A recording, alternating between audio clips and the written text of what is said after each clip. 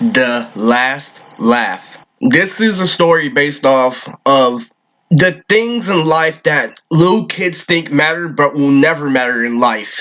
So, here's the whole thing about The Last Laugh. A lot of people think because they can cap on someone that they can beat him in a fight, that they can beat him where it comes to a long-term goal, that they can beat him when it says a set date, and you both have the same tools and you're both able to get it done.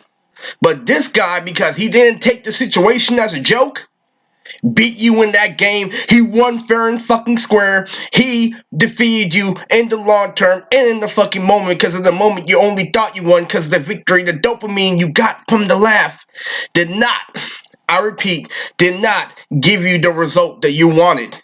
And I'm gonna explain why.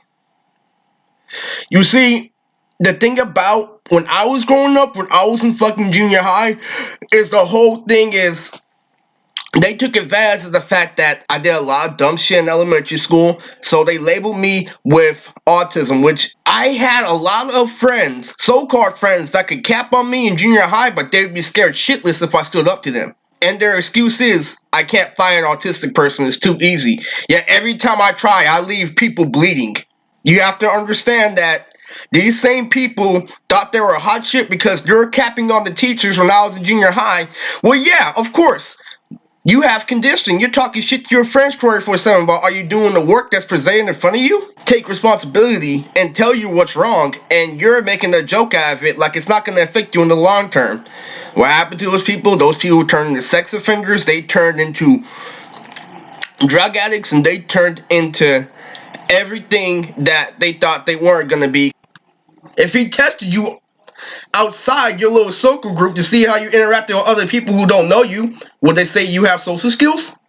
And funny enough, the same people who said that I was retarded were ding dong ditching. So I was ding dong ditching with these people, and these guys hit the wrong house. That house had a hidden camera. But the thing is, the person who owns that house, they thinks he's a trailer park bitch, basically. And what happened was, her house had a hidden camera, and C popped out like, yo, I had hidden cameras. But the previous conversation before is, oh, that house is so ghetto, we can dig dog this house, no problem, because it's just trailer park crash. And so, that house is so ghetto, repeating that shit. And so, when they finally got caught, and C told them that they had hidden cameras, C left them all like, wow, they have hidden cameras. How ghetto is that? And they try to cap back like, you don't understand, you're in special ed, you should say, oh, because they had cameras, they look so cool, when you're the one who called them ghetto. Reason why this plays such a role is because a lot of people will cap but not back it up with their actions, and that is a thing of the current generation where all they can do is talk shit. They can't consistently talk shit. A lot of these people doing meme accounts, online servers like Discord, can only talk shit online, but if you get them on a voice talk, if you talk to them over the phone, or if you see them in person, you can cap on them all day and their poker face is revealed that that's the only thing they have to hold on to. I've had many things go wrong with that. You know, there was this kid who was 4 years younger than me trying to tell me I'm not trying in life because he was a freshman and I was a senior, and we were both crying over the same thing. The thing is, I gave up because I was trying to the maximum, and he had the audacity to say that I wasn't trying. And so he caught me off guard back when I was an incel, when I was suicidal every day, like, oh, I can't get bitches, oh, that's the whole, oh, that's everything, and shit like that. He's like, man, you suck for trying to commit suicide. And this guy has been to the mental hospital just like me, but when he was going to school, just like my freshman year, he was pulling all the girls, no problem. But what happens when life moves on? He's not going to have that same amount of confidence because no girl is going to get where a guy who just makes jokes and doesn't know how to do anything else. So that is the only literally time that that kid got me. So I'm all like, you know what? You may have caught me off guard, but I'm gonna make a bet. In 3 years, if you really say that I'm not the one who's trying, we're gonna see where you end up. And that guy got in trouble for sexual harassment his senior year and could not graduate. When I'm the one who dropped out of community college because people kept on pushing this issue, saying that, oh, just be yourself and everything's gonna work out. Now, That's not off topic because that was his problem and that's why he couldn't get no pussy before he graduated. You know? This whole thing is that life isn't a joke is the same reason why they think that the Joker from the current Joker movie isn't funny when he already proved to himself that he is.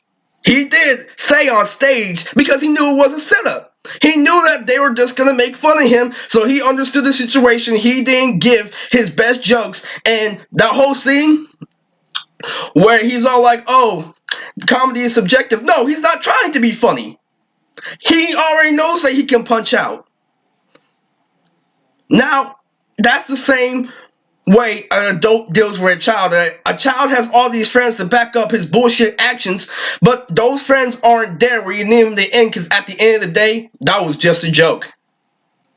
My brother even caught me off guard, you know? He straight up called me retarded without giving me an explanation. You see, my brother and a lot of people in real life try to test me like I have autism when I don't. It was when I was fucking working at the time, and he's all like, leave, because I was capping on him. And he's all like, you're retarded. I'm like, how am I retarded? It's like, you can't do the simplest elementary shit and leave when you're the one who started this shit. So yeah, I couldn't cap back, but I started capping back ever fucking since then, and he can't beat me in a roast battle because now I'm on guard 24/7. Because here's what happens when you're a joke.